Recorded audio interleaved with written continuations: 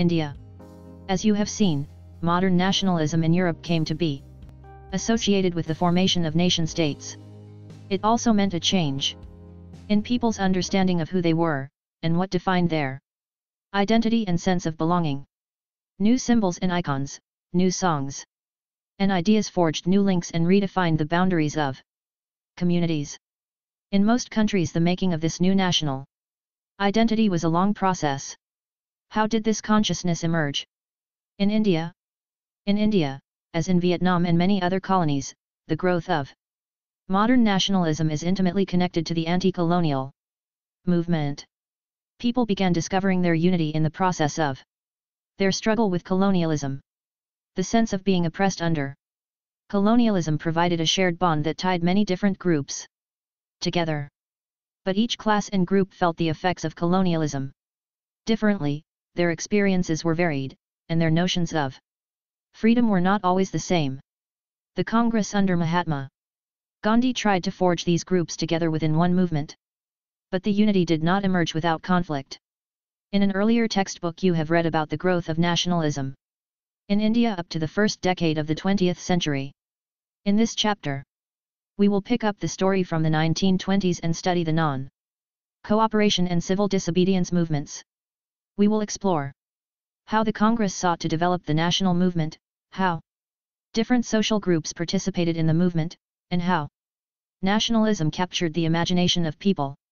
Nationalism in India. Chapter 3. Nationalism in India. Fig. 1 April 6, 1919. Mass processions on the streets became a common feature during the national movement. India and the contemporary world. 54. 1. The First World War, Caliphate and non-cooperation. In the years after 1919, we see the national movement spreading to new areas, incorporating new social groups, and developing new modes of struggle. How do we understand these developments? What implications did they have? First of all, the war created a new economic and political situation. It led to a huge increase in defense expenditure, which was financed by war loans and increasing taxes. Customs duties were raised and income tax introduced.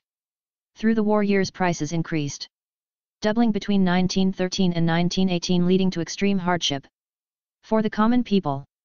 Villages were called upon to supply soldiers, and the forced recruitment in rural areas caused widespread anger.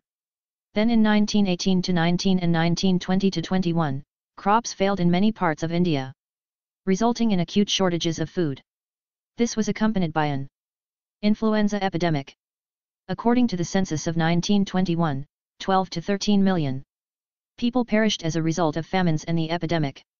People hoped that their hardships would end after the war was over. But that did not happen. At this stage, a new leader appeared and suggested a new mode of struggle. 1.1 The idea of Satyagraha. Mahatma Gandhi returned to India in January 1915. As you know, he had come from South Africa, where he had successfully fought new words.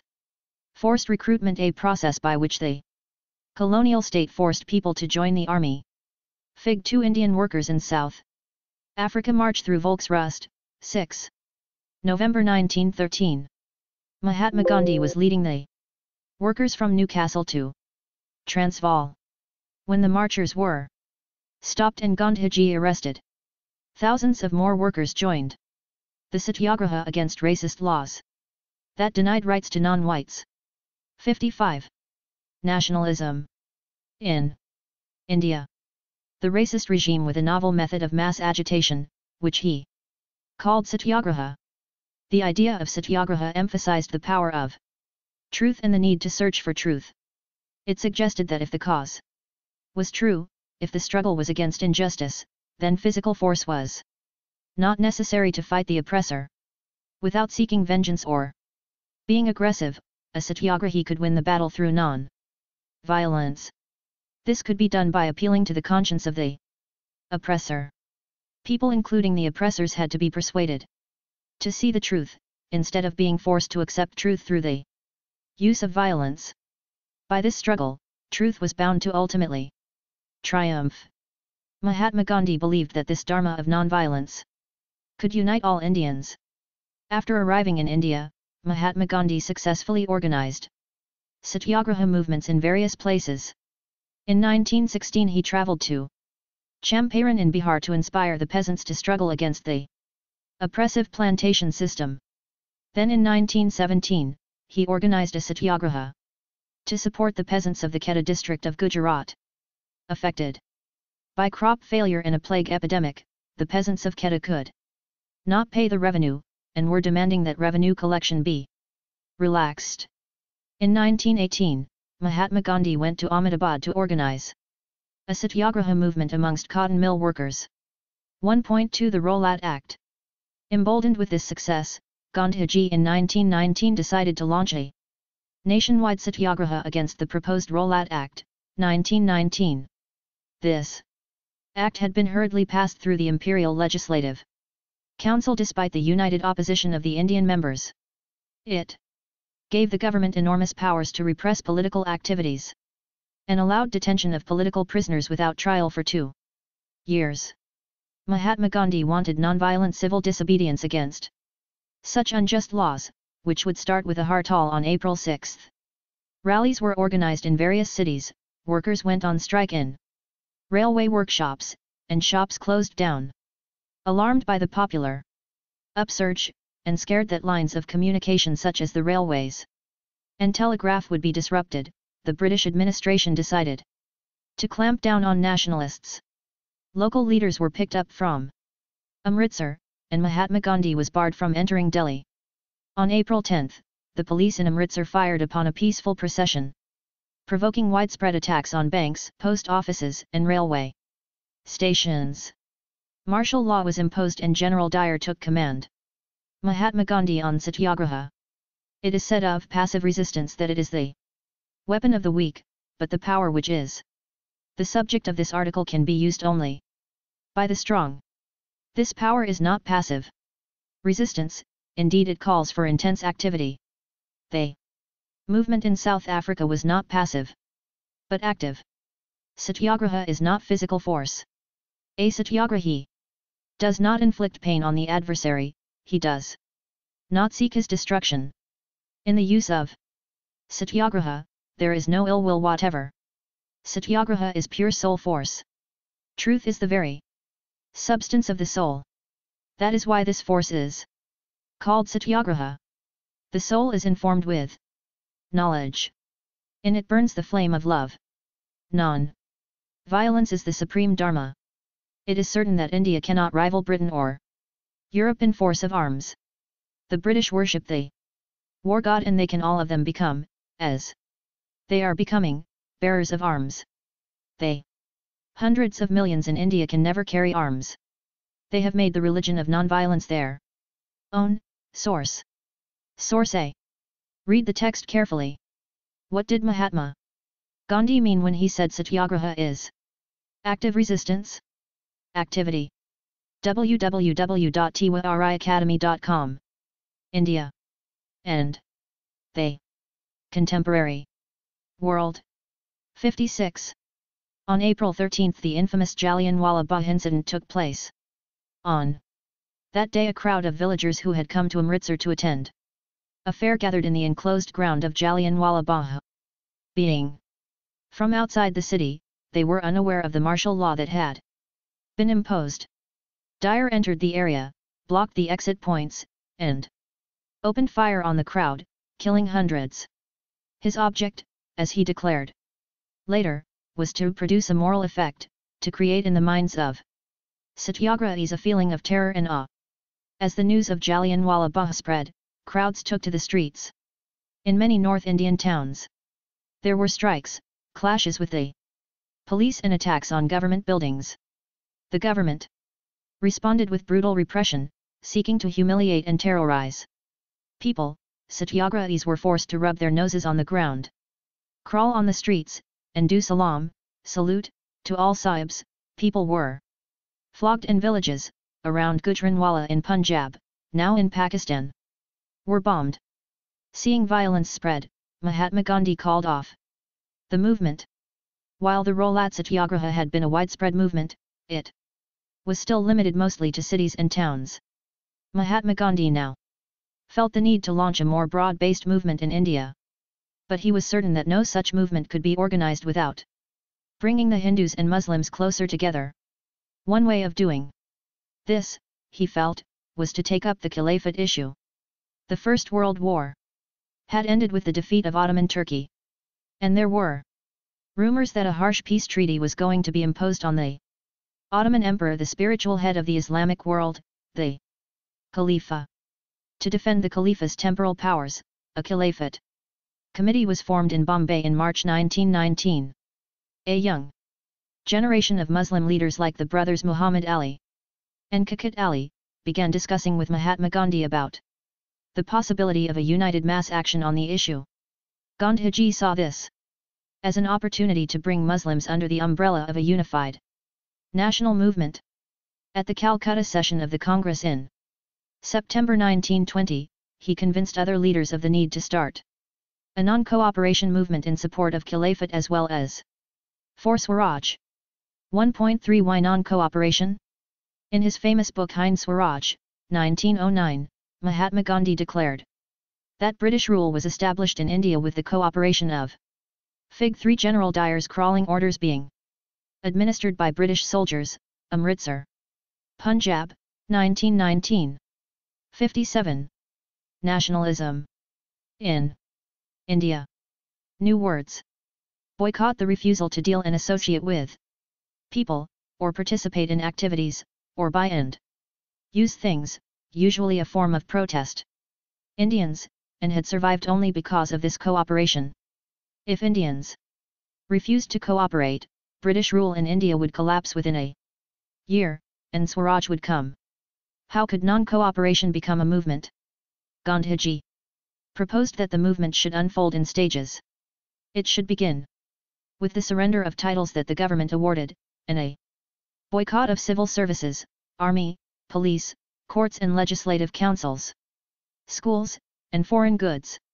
Then, in case the government used repression, a full civil disobedience campaign would be launched. Through the summer of 1920, Mahatma Gandhi and Shaukat Ali toured extensively, mobilizing popular support for the movement. Many within the Congress were, however, concerned about the proposals. They were reluctant to boycott the council elections scheduled for November 1920, and they feared that the movement might lead to popular violence. In the months between September and December there was an intense tussle within the Congress. For a while there seemed no meeting point between the supporters and the opponents of the movement. Finally, at the Congress session at Nagpur in December 1920, a compromise was worked out and the non-cooperation program was adopted. How did the movement unfold? Who participated in it? How did different social groups conceive of the idea of non-cooperation? Fig. 4 The boycott of foreign cloth, July 1922. Foreign cloth was seen as the symbol of Western economic and cultural domination. www.tyacademy.com. India and the contemporary world. 58. Two differing strands within the movement. The non-cooperation Caliphate movement began in January 1921. Various social groups participated in this movement, each with its own specific aspiration.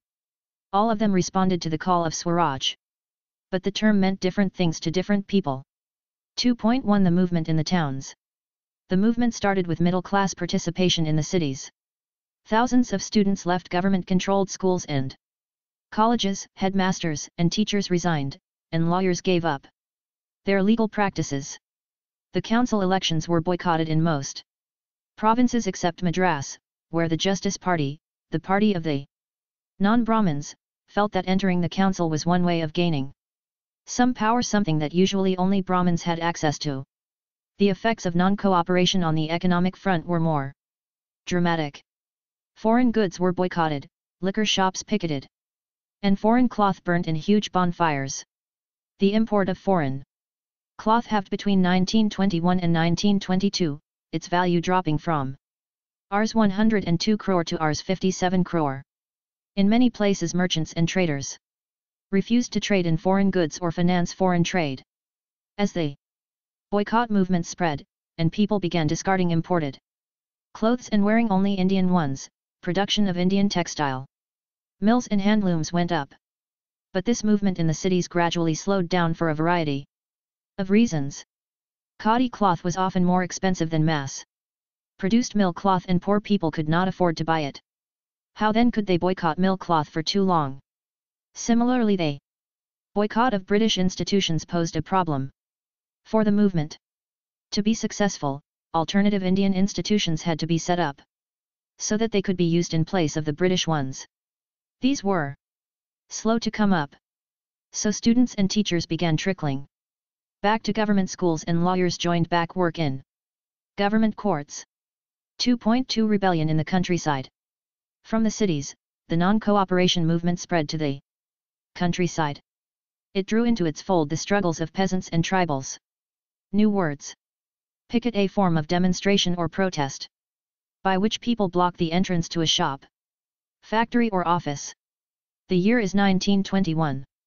You are a student in a government-controlled school. Design a poster urging school students to answer Gandhiji's call to join the non-cooperation movement. Activity 59. Nationalism in India, which were developing in different parts of India in the years after the war. In Awadh, peasants were led by Baba Ramchandra, a sannyasi who had earlier been to Fiji as an indentured labourer. The movement here was against talukdars and landlords who demanded from peasants exorbitantly high rents and a variety of other cesses. Peasants had to do bigar and work at landlords' farms without any payment. As tenants they had no security of tenure, being regularly evicted so that they could acquire no right over the leased land. The peasant movement demanded reduction of revenue, abolition of bigar, and social boycott of oppressive landlords. In many places Nairobi, bonds were organized by panchayats to deprive landlords of the services of even barbers and washermen. In June 1920, Jawaharlal Nehru began going around the villages in Awadh, talking to the villagers, and trying to understand their grievances. By October, the Awadh Kisan Sabha was set up headed by Jawaharlal Nehru, Baba Ramchandra and a few others. Within a month, over 300 branches had been set up in the villages around the region. So when the non-cooperation movement began the following year, the effort of the Congress was to integrate the Awadh peasant struggle into the wider struggle. The peasant movement, however, developed in forms that the Congress leadership was unhappy with. As the movement spread, in 1921, the houses of talukdars and merchants were attacked. Bazaars were looted, and grain hoards were taken over. In many places local leaders told peasants that Gandhiji had declared that no taxes were to be paid and land was to be redistributed among the poor. The name of the Mahatma was being invoked to sanction all action and aspirations. New words. Bigar labor that villagers were forced to contribute without any payment. If you were a peasant in Uttar Pradesh in 1920, how would you have responded to Gandhiji's call for Swaraj? Give reasons for your response. Activity. On January 6, 1921, the police in United Provinces fired at peasants near Raebareli. Jawaharlal Nehru wanted to go to the place of firing, but was stopped by the police. Agitated and angry, Nehru addressed the peasants who gathered around him. This is how he later described the meeting. They behaved as brave men, calm and unruffled in the face of danger. I do not know how they felt, but I know what my feelings were. For a moment my blood was up, non-violence was almost forgotten, but for a moment only. They thought of the great leader, who by God's goodness has been sent to lead us to victory, came to me, and I saw the Kisans seated and standing near me, less excited, more peaceful than I was, and the moment of weakness passed. I spoke to them in all humility on non-violence. I needed the lesson more than they, and they heeded me and peacefully dispersed. Quoted in Sarvapalli Gopal, Jawaharlal Nehru, A Biography, Volume I. Source B. www.twariacademy.com. India. And. They. Contemporary. World. 60. Tribal peasants interpreted the message of Mahatma Gandhi and the idea of Swaraj in yet another way. In the Gudam hills of Andhra Pradesh, for instance, a militant guerrilla movement spread in the early 1920s, not a form of struggle that the Congress could approve. Here, as in other forest regions, the colonial government had closed large forest areas, preventing people from entering the forests to graze their cattle, or to collect fuel wood and fruits. This enraged the hill people. Not only were their livelihoods affected, but they felt that their traditional rights were being denied. When the government began forcing them to contribute bigar for road building, the hill people revolted. The person who came to lead them was an interesting figure. Alurai Sitaram Raju claimed that he had a variety of special powers. He could make correct astrological predictions and heal people, and he could survive even bullet shots. Captivated by Raju, the rebels proclaimed that he was an incarnation of God. Raju talked of the greatness of Mahatma Gandhi, said he was inspired by the non-cooperation movement, and persuaded people to wear khadi and give up drinking. But at the same time he asserted that India could be liberated only by the use of force, not non-violence. The Gudam rebels attacked police stations, attempted to kill British officials and carried on guerrilla warfare for achieving Swaraj. Raju was captured and executed in 1924, and over time became a folk hero. 2.3 Swaraj in the plantations. Workers too had their own understanding of Mahatma Gandhi and the notion of Swaraj.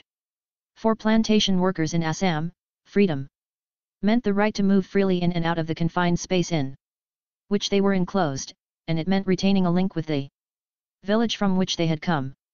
Under the Inland Emigration Act of 1859, plantation workers were not permitted to leave the tea gardens without permission, and in fact they were rarely given such permission. When they heard of the non-cooperation movement, thousands of workers defied the authorities, left the plantations and headed home. They believed that Gandhi Raj was coming and everyone would be given land in their own villages.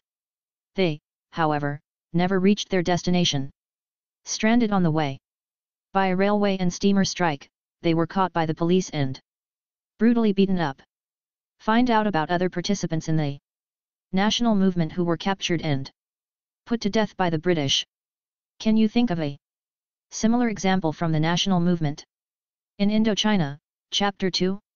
Activity 61. Nationalism in India. The visions of these movements were not defined by the Congress program. They interpreted the term Swaraj in their own ways, imagining it to be a time when all suffering and all troubles would be over. Yet, when the tribals chanted Gandhiji's name and raised slogans demanding Swatantra Bharat, they were also emotionally relating to an all-India agitation. When they acted in the name of Mahatma Gandhi, or linked their movement to that of the Congress, they were identifying with a movement which went beyond the limits of their immediate locality. Fig. 5 Shri Shri, 1922.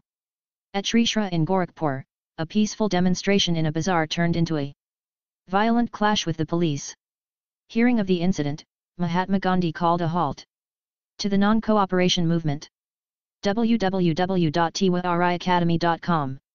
India and the contemporary world.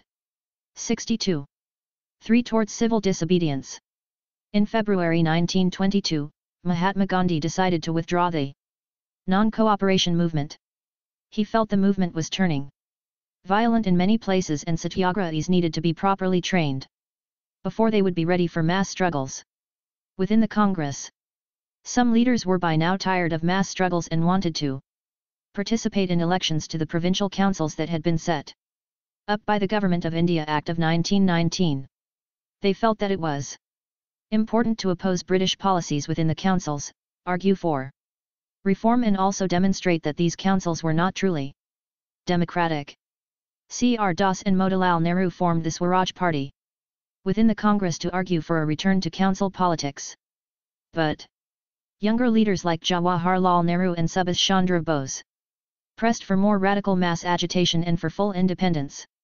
In such a situation of internal debate and dissension, two factors again shaped Indian politics towards the late 1920s. The first was the effect of the worldwide economic depression. Agricultural prices began to fall from 1926 and collapsed after 1930. As the demand for agricultural goods fell and exports declined, peasants found it difficult to sell their harvests and pay their revenue. By 1930, the countryside was in turmoil. Against this background, the new Tory government in Britain constituted a statutory commission under Sir John Simon. Set up in response to the nationalist movement, the commission was to look into the functioning of the constitutional system in India and suggest changes. The problem was that the commission did not have a single Indian member. They were all British. When the Simon Commission arrived in India in 1928, it was greeted with the slogan "Go Back, Simon." All parties, including the Congress and the Muslim League, participated in the demonstrations. In an effort to win them over, the Viceroy, Lord Irwin, announced in October 1929, a vague offer of Dominion status for India in an unspecified future, and a round-table conference to discuss a future constitution. This did not satisfy the Congress leaders. The radicals within the Congress, led by Fig. 6 meeting of Congress leaders at Allahabad, 1931. Apart from Mahatma Gandhi, you can see Sardar Vallabhbhai Patel, extreme left, Jawaharlal Nehru, extreme right, and Subhas Chandra Bose, fifth from right. 63. Nationalism in India. Jawaharlal Nehru and Subhas Chandra Bose became more assertive. The liberals and moderates, who were proposing a constitutional system within the framework of British dominion, gradually lost their influence. In December 1929, under the presidency of Jawaharlal Nehru, the Lahore Congress formalized the demand of Purna Swaraj or full independence for India. It was declared that January 26, 1930, would be celebrated as the Independence Day when people were to take a pledge to struggle for complete independence. But the celebrations attracted very little attention. So Mahatma Gandhi had to find a way to relate this abstract idea of freedom to more concrete issues of everyday life. 3.1 The Salt March and the Civil Disobedience Movement.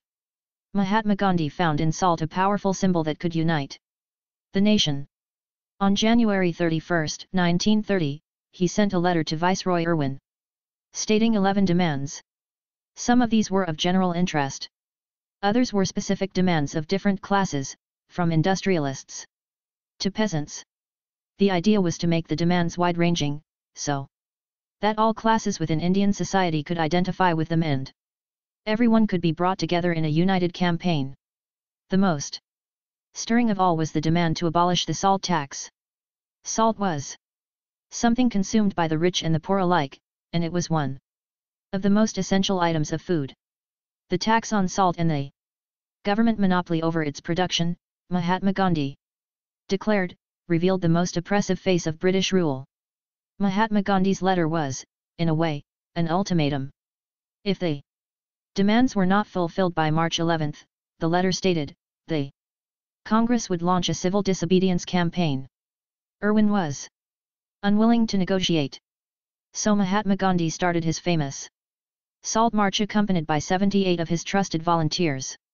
The march was over 240 miles, from Gandhiji's ashram in Sabarmati to the Gujarati coastal town of Dandi. The volunteers walked for 24 days. About 10 miles a day. Thousands came to hear Mahatma Gandhi wherever he stopped, and he told them what he meant by Swaraj, and urged them to peacefully defy the British. On April 6 he reached Dandi, and ceremonially violated the law, manufacturing salt by boiling sea water. This marked the beginning of the civil disobedience movement. How was this movement different from the non-cooperation movement? People were now asked not only to refuse cooperation. The Independence Day Pledge, January 26, 1930. We believe that it is the inalienable right of the Indian people, as of any other people, to have freedom and to enjoy the fruits of their toil and have the necessities of life, so that they may have full opportunities of growth.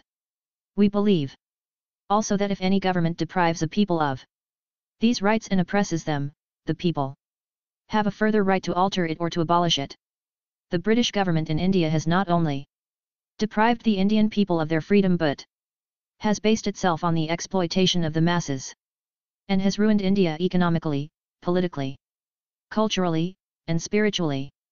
We believe, therefore, that India must sever the British connection and attain Purna Swaraj or complete independence. Source C. Source www.twriacademy.com. India and they. Contemporary world. 64. With the British, as they had done in 1921-22, but also to break colonial laws. Thousands in different parts of the country broke the salt law, manufactured salt, and demonstrated in front of government salt factories. As the movement spread, foreign cloth was boycotted, and liquor shops were picketed. Peasants refused to pay revenue and chowkidari taxes, village officials resigned, and in many places forest people violated forest laws going into reserved forests to collect wood and graze cattle. Worried by the developments, the colonial government began arresting the Congress leaders one by one. This led to violent clashes in many palaces. When Abdul Ghaffar Khan, a devout disciple of Mahatma Gandhi, was arrested in April 1930, angry crowds demonstrated in the streets of Peshawar, facing armored cars and police firing. Many were killed. A month later, when Mahatma Gandhi himself was arrested, industrial workers in Sholapur attacked police posts, municipal buildings, law courts, and railway stations. All structures that symbolized British rule. A frightened government responded with a policy of brutal repression. Peaceful satyagrahis were attacked, women and children were beaten, and about 100,000 people were arrested. In such a situation, Mahatma Gandhi once again decided to call off the movement and entered into a pact with Irwin on March 5, 1931. By this Gandhi-Irwin Pact, Gandhiji consented to participate in a round-table conference. The Congress had boycotted the first Fig 7 the Dandi March. During the Salt March, Mahatma Gandhi was accompanied by 78 volunteers. On the way, they were joined by thousands. Fig 8 police cracked down on satyagrahis.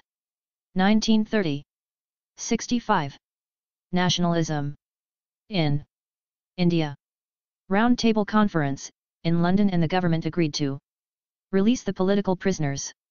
In December 1931, Gandhiji went to London for the conference, but the negotiations broke down and he returned disappointed.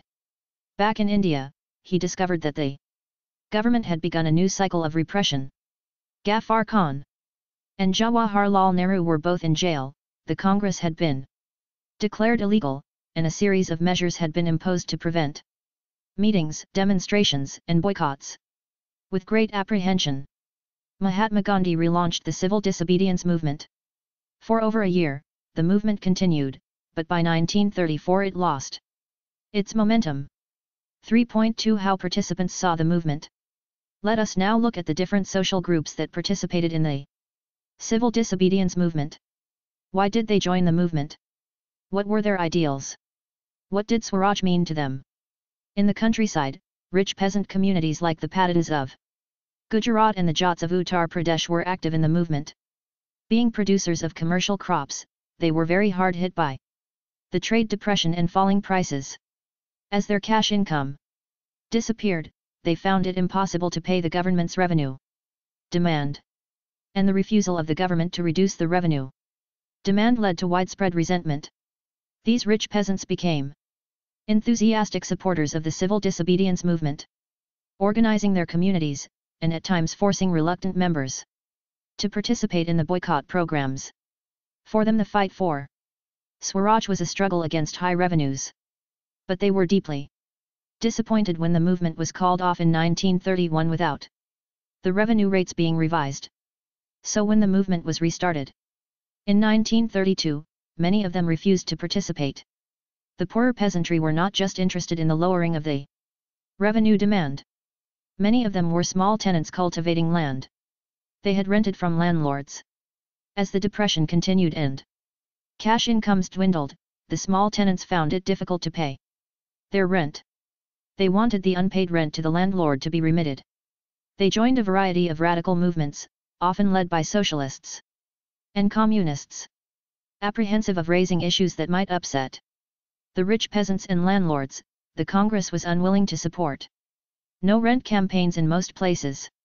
So the relationship between the poor peasants and the Congress remained uncertain.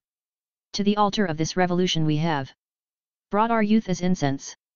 Many nationalists thought that the struggle against the British could not be won through nonviolence.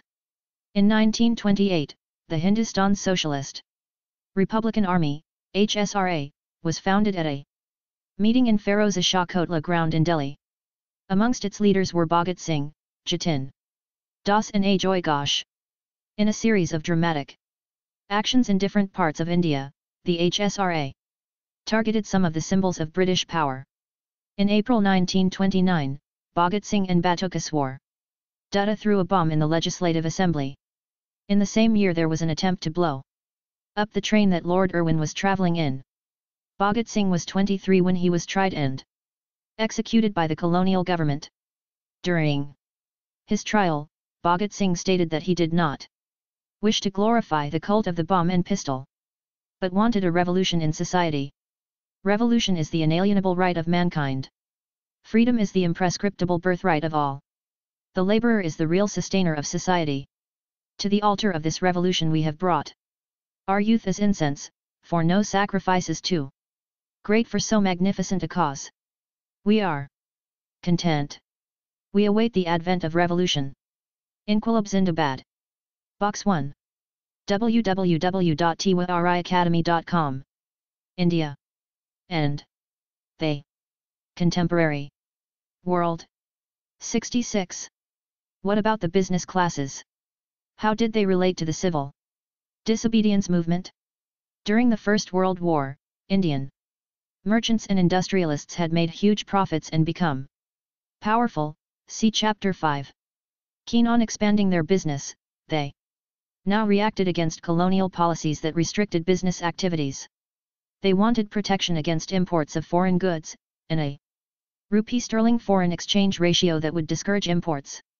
To organize business interests, they formed the Indian Industrial and Commercial Congress in 1920 and the Federation of the Indian Chamber of Commerce and Industries, FICCI, in 1927. Led by prominent industrialists like Purushottamdas Thakurdash and G. D. Birla, the industrialists attacked colonial control over the Indian economy, and supported the civil disobedience movement when it was first launched. They gave financial assistance and refused to buy or sell imported goods. Most businessmen came to see Swaraj as a time when colonial restrictions on business would no longer exist and trade and industry would flourish without constraints.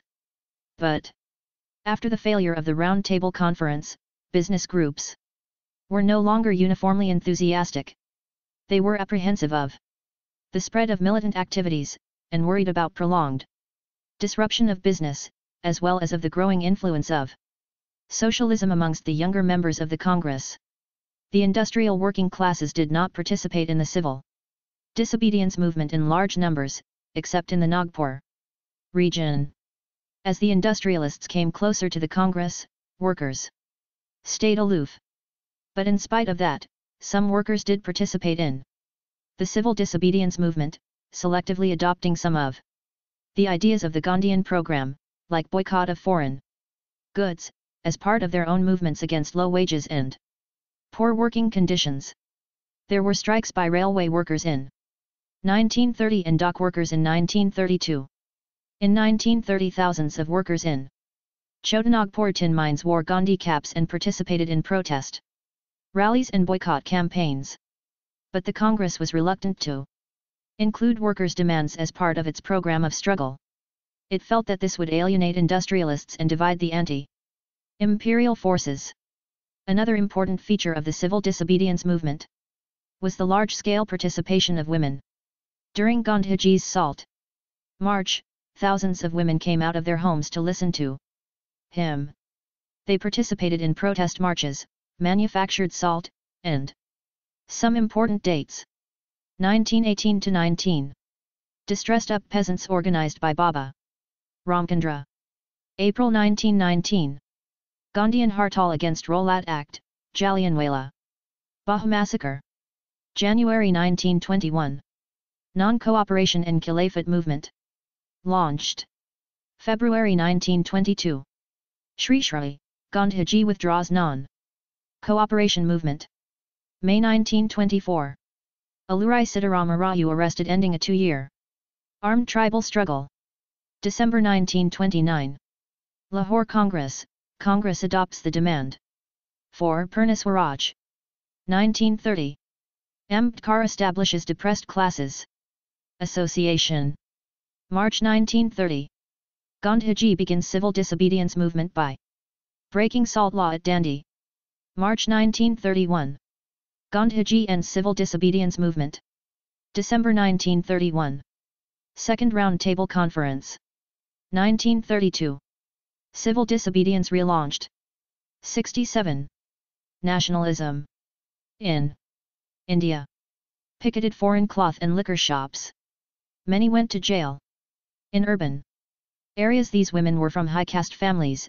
In rural areas, they came from rich peasant households. Moved by Gandhiji's call, they began to see service to the nation as a sacred duty of women. Yet, this increased public role did not necessarily mean any radical change in the way the position of women was visualized. Gandhiji was convinced that it was the duty of women to look after home and hearth, be good mothers and good wives. And for a long time, the Congress was reluctant to allow women to hold any position of authority within the organization. It was keen only on their symbolic presence. 3.3 The limits of civil disobedience. Not all social groups were moved by the abstract concept of Swaraj. One such group was the nation's untouchables, who from around the 1930s had begun to call themselves Dalit or oppressed. 4. Long the Congress had ignored the Dalits, for fear of offending the Sanatanis, the conservative high caste Hindus. But Mahatma Gandhi declared that Swaraj would not come for 100 years if untouchability was not eliminated. He called the untouchables Harijan. Why did various classes and groups of Indians participate in the civil disobedience movement? Discuss. Fig. 9 Women join nationalist processions.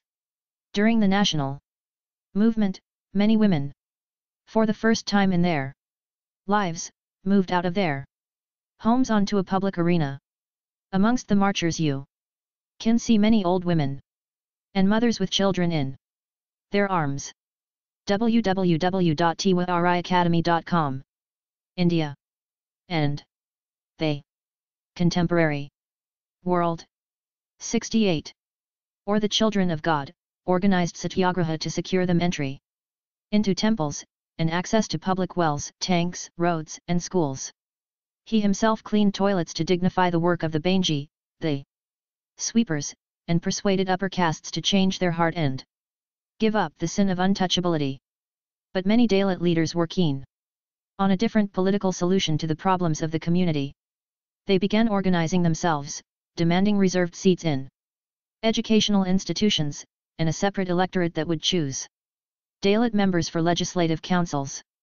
Political empowerment, they believed, would resolve the problems of their social disabilities. Dalit participation in the civil disobedience movement was therefore limited, particularly in the Maharashtra and Nagpur region, where their organization was quite strong. Dr. B.R. Ambedkar, who organized the Dalits into the Depressed Classes Association in 1930, clashed with Mahatma Gandhi at the Second Round Table Conference by demanding separate electorates for Dalits. When the British government conceded Ambedkar's demand, Gandhiji began a fast unto death. He believed that separate electorates for Dalits would slow down the process of their integration into society. Ambedkar ultimately accepted Gandhiji's position, and the result was the Pune Pact of September 1932. It gave the depressed classes, later to be known as the Schedule castes, reserved seats in provincial and central legislative councils. But they were to be voted in by the general electorate. The Dalit movement, however, continued to be apprehensive of the Congress-led national movement. Some of the Muslim political organizations in India were also lukewarm in their response to the civil disobedience movement. After the decline of the non-cooperation Caliphate movement, a large section of Muslims felt alienated from the Congress. From the mid-1920s the Congress came to be more visibly associated with openly Hindu religious nationalist groups like the Hindu Mahasabha. As relations between Hindus and Muslims worsened, each community organized religious processions with militant fervor, provoking Hindu-Muslim communal clashes and riots in various cities. Every riot deepened the distance between the two communities. The Congress and the Muslim League made efforts to renegotiate an alliance, and in 1927 it appeared that such a unity could be forged. The important differences were over the question of representation in the future assemblies that were to be elected. Muhammad Ali, Fig 10 Mahatma Gandhi, Jawaharlal Nehru, and Maulana Azad at Sevagram Ashram. Wardha, 1935. 69. Nationalism in India. Jinnah, one of the leaders of the Muslim League, was willing to give up the demand for separate electorates, if Muslims were assured reserved seats in the Central Assembly and representation in proportion to population in the Muslim-dominated provinces, Bengal and Punjab. Negotiations over the question of representation continued, but all hope of resolving the issue at the all-parties conference in 1928 disappeared when Mr. Jayakar of the Hindu Mahasabha strongly opposed efforts at compromise. When the civil disobedience movement started, there was thus an atmosphere of suspicion and distrust between communities. Alienated from the Congress, large sections of Muslims could not respond to the call for a united struggle. Many Muslim leaders and intellectuals expressed their concern about the status of Muslims as a minority within India. They feared that the culture and identity of minorities would be submerged under the domination of a Hindu majority. In 1930, Sir Muhammad Iqbal, as president of the Muslim League, reiterated the importance of separate electorates for the Muslims as an important safeguard for their minority political interests. His statement is supposed to have provided the intellectual justification for the Pakistan demand that came up in subsequent years. This is what he said: I have no hesitation in declaring that if the principle that the Indian Muslim is entitled to full and free development on the lines of his own culture and tradition in his own Indian homelands is recognized as the basis of a permanent communal settlement, he will be ready to stake his all for the freedom of India. The principle that each group is entitled to free development on its own lines is not inspired by any feeling of narrow communalism. A community which is inspired by feelings of ill will towards other communities is low and ignoble. I entertain the highest respect for the customs, laws, religions and social institutions of other communities. Nay, it is my duty according to the teachings of the Quran, even to defend their places of worship, if need be. Yet I love the communal group which is the source of life and behavior and which has formed me what I am by giving me its religion, its literature, its thought, its culture, and thereby its whole past, as a living operative factor in my present consciousness. Communalism in its higher aspect, then, is indispensable to the formation of a harmonious whole in a country like India. The units of Indian society are not territorial as in European countries. The principle of European democracy cannot be applied to India without recognizing the fact of communal groups. The Muslim demand for the creation of a Muslim India within India is, therefore, perfectly justified. The Hindu thinks that separate electorates are contrary to the spirit of true nationalism, because he understands the word nation to mean a kind of universal amalgamation in which no communal entity ought to retain its private individuality. Such a state of things, however, does not exist. India is a land of racial and religious variety. Add to this the general economic inferiority of the Muslims, their enormous debt, especially in the Punjab, and their insufficient majorities in some of the provinces, as at present constituted, and you will begin to see clearly the meaning of our anxiety to retain separate electorates. Source D. Source. Read the source D carefully. Do you agree with Iqbal's idea of communalism? Can you define communalism in a different way? Discuss. www.tiwariacademy.com. India. And they. Contemporary. World. 70. 4. The sense of collective belonging. Nationalism spreads when people begin to believe that they are all part of the same nation, when they discover some unity that binds them together. But how did the nation become a reality in the minds of people? How did people belonging to different communities, regions or language groups develop a sense of collective belonging? This sense of collective belonging came partly through the experience of united struggles. But there were also a variety of cultural processes through which nationalism captured people's imagination.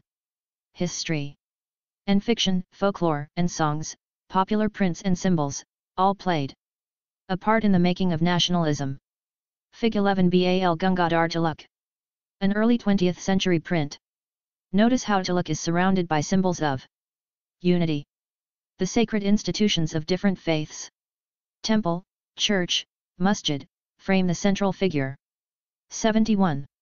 Nationalism in India. The identity of the nation, as you know, see Chapter 1, is most often symbolized in a figure or image. This helps create an image with which people can identify the nation. It was in the 20th century, with the growth of nationalism, that the identity of India came to be visually associated with the image of Bharat Mata. The image was first created by Bankim Chandra Chattopadhyay. In the 1870s he wrote Vande Mataram as a hymn to the motherland.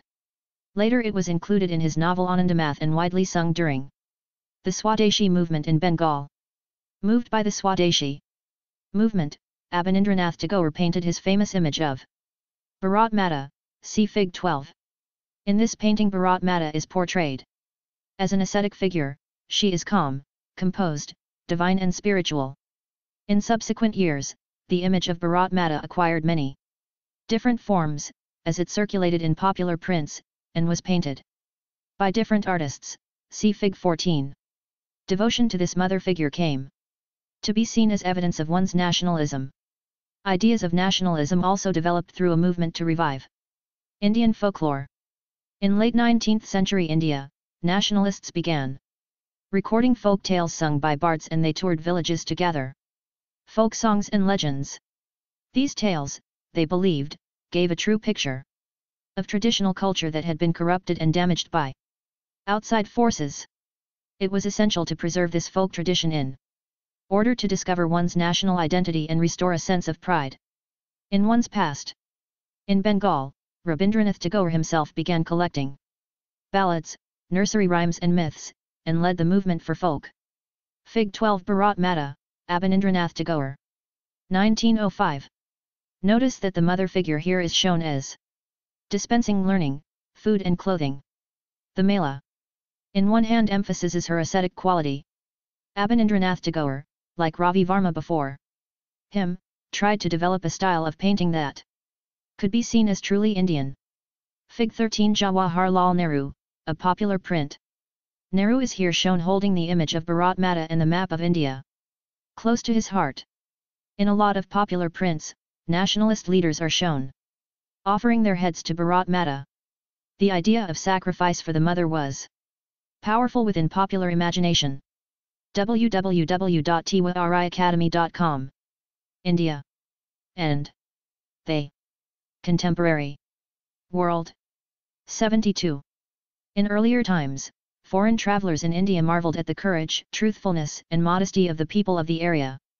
Vamsa, now they remark mainly on the absence of those qualities. In those days Hindus would set out on conquest and hoist their flags in Tartar, China and other countries. Now a few soldiers from a tiny island far away are lording it over the land of India. Taranacharan Chattopadhyay, Bharat Barshar Itihas, The History of Bharat Barsh, Vol. 1, 1858. Source E. Source. Revival. In Madras, Natsa Sastry published a massive 4-volume collection of Tamil folk tales, the folklore of southern India.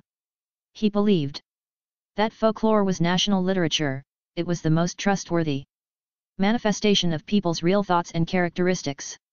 As the national movement developed, nationalist leaders became more and more aware of such icons and symbols in unifying people, and inspiring in them a feeling of nationalism.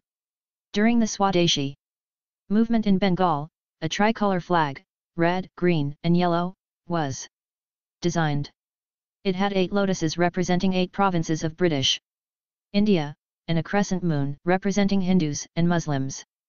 By 1921, Gandhiji had designed the Swaraj flag. It was again a tricolor, red, green, and white, and had a spinning wheel in the center, representing the Gandhian ideal of self-help. Carrying the flag, holding it aloft, during marches became a symbol of defiance. Another means of creating a feeling of nationalism was through reinterpretation of history.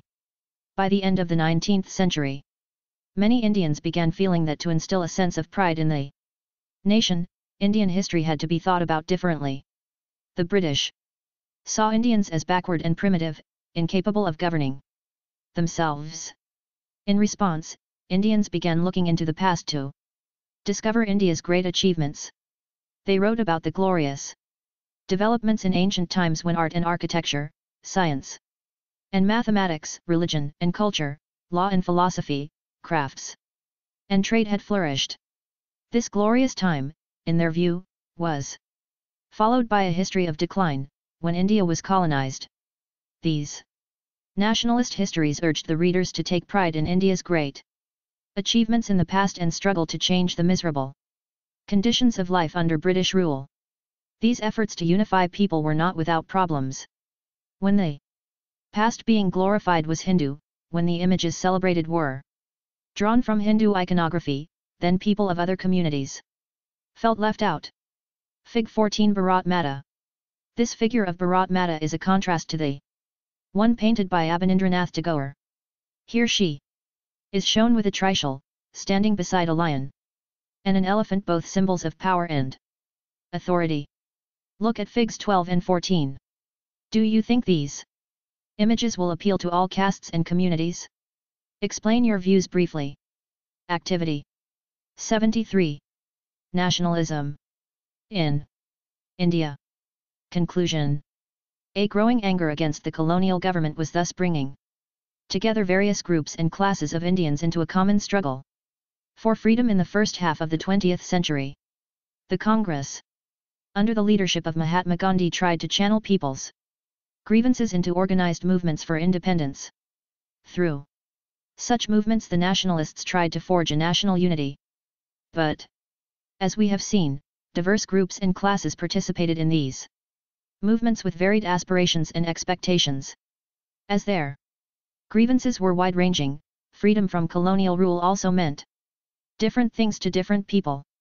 The Congress continuously attempted to resolve differences, and ensure that the demands of one group did not alienate another. This is precisely why the unity within the movement often broke down. The high points of Congress activity and nationalist unity were followed by phases of disunity and inner conflict between groups. In other words, what was emerging was a nation with many voices, wanting freedom from colonial rule. www.tiwariacademy.com.